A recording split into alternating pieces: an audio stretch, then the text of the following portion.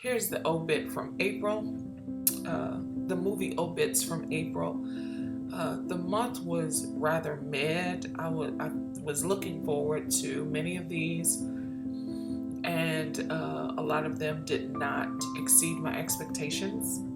First up, Morbius. For me, one of the worst films of the year. That's in the no pile. The next is The Contractor. For an action thriller, it lacked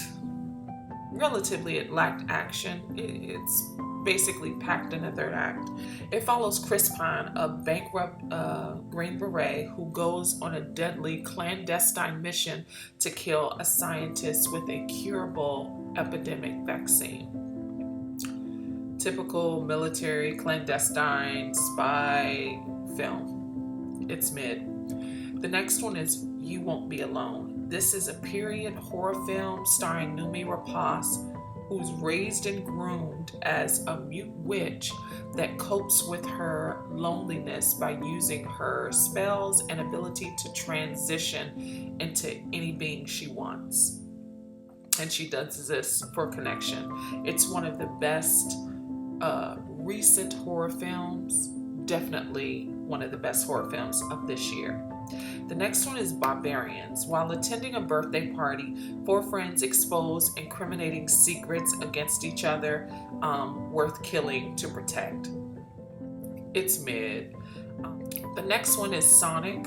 I completely skipped that film. I did not watch Sonic, and I didn't go to the theater to see it. Ambulance. After a deadly bank heist sends LA on high alert, the surviving thieves hijack an ambulance with a cop and a medic on board and must keep themselves and their hostages alive long enough to evade the entire LAPD. Cow is a documentary that I have queued, so I'll actually watch that this month. Everything Everywhere All at Once, second best film of the year behind The Northmen, in my opinion. Michelle Yeoh stars as a laundromat owner so distracted by an actionable IRS audit that she transfixes her mind to these beautiful, adventurous sequences, experiencing multiverses by altering one thing in her mundane life. It's a masterpiece with a predominantly Asian principal cast, and hopefully by the end of the year, this is recognized as one of the greatest films of Navalny. Now, this is a CNN documentary about Alexis Navalny, who was allegedly poisoned because he was a formidable opponent to Russia's long-term president. It's a decent documentary. I kept thinking, if he prevailed, would there be this war in Ukraine? But yeah. The next one is Father Stew. I was a little mixed. It did come out around Easter.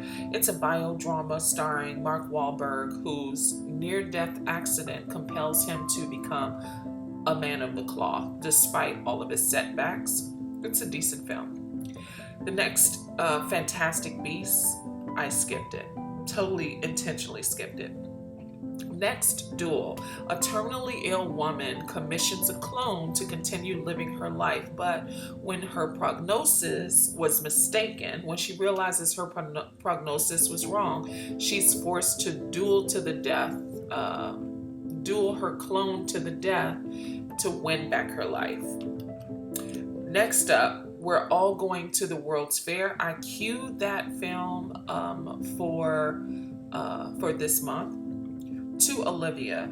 This is a beautiful film. I highly recommend it. It's about Roald Dahl, whose young daughter died of the measles, and he channels his inner grief to write Charlie and the Chocolate Factory, which becomes a worldwide phenomenon. Next, The Cellar. It was kind of weird seeing Alicia Cuthbert as a mom.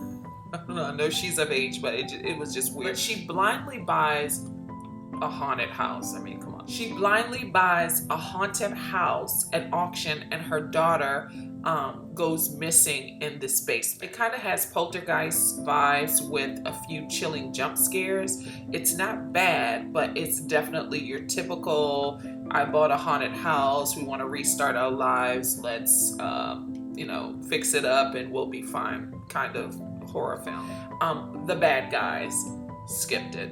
The Northmen, this was my personal best of the year, the best film of the year so far. Alexander Skarsgård plays a vengeful beerman who becomes a slave so that he can kill the man responsible for killing his family. Fantastic film. I love it. The Unbearable Weight of Massive Talent, starring Nick Cage. Nick Cage plays a parody of himself as a burnt out actor climbing his way back to A-list status. Great film.